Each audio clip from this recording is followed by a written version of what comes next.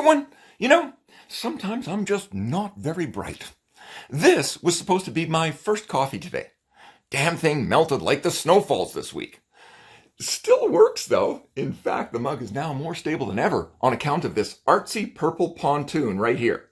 At the stake this morning, 11 new for the past 24 hours, 28 and 48 and 74 for the week. Yesterday's forecast a min of 15, a mean of 18, and a max of 23. I'll take it. If I could figure out what the total liquid water was in that 24-hour period, I could assess whether the Super Dave ensemble reasonably predicted the water falling from the sky. But no, I can't. Here's what we've been through since Christmas morning. That is one angry atmosphere. These mid-latitude storms are a consequence of the temperature contrast between the North Pole and the equator. The stronger the contrast, the more energy in the storms. Let this sink in for a moment, because there's a climate change sidebar later in the show. The temperature contrast between the poles and the equator is the energy source. That's why summer storms are so weak, because the Arctic heats up while the equator doesn't. Tomorrow's weather is offshore. By Thursday afternoon, the weather is here. Wish you were beautiful. You are. Temps looking good.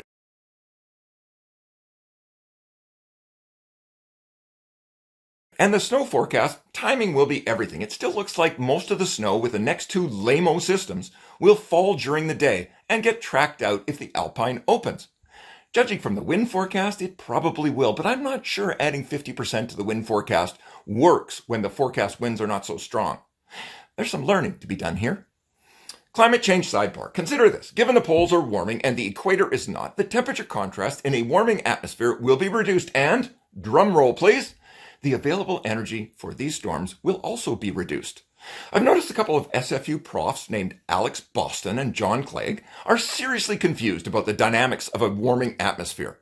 From the Vancouver Sun, which by the way gets a great big F for their hopeless coverage of climate change and BC weather. Quote, "Climate change means these abrupt, heavy snowfalls could become more frequent," said Alex Boston, executive director of Simon Fraser University's Renewable Cities program. As my Irish mother used to say, if my aunt had balls, she could be my uncle. Another quote, "Global warming means more evaporation and moisture in the atmosphere and more erratic weather patterns," Boston said. The new normal is that things are not normal. Sorry, lads, not quite so simple. Might I suggest a little reading? And look, I have a great book right here, Math with Bad Drawings, Part 4, Statistics, the Fine Art of Honest Lying. It should be mandatory reading for all professors and journalists. Then again, worthless quotations may serve a purpose, if it keeps the meteorologically and climatologically illiterate local media banging on your door.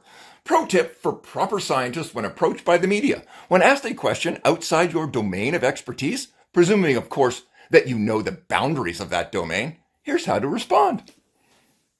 Sorry, you're asking the wrong expert. No FaceTime for you tonight.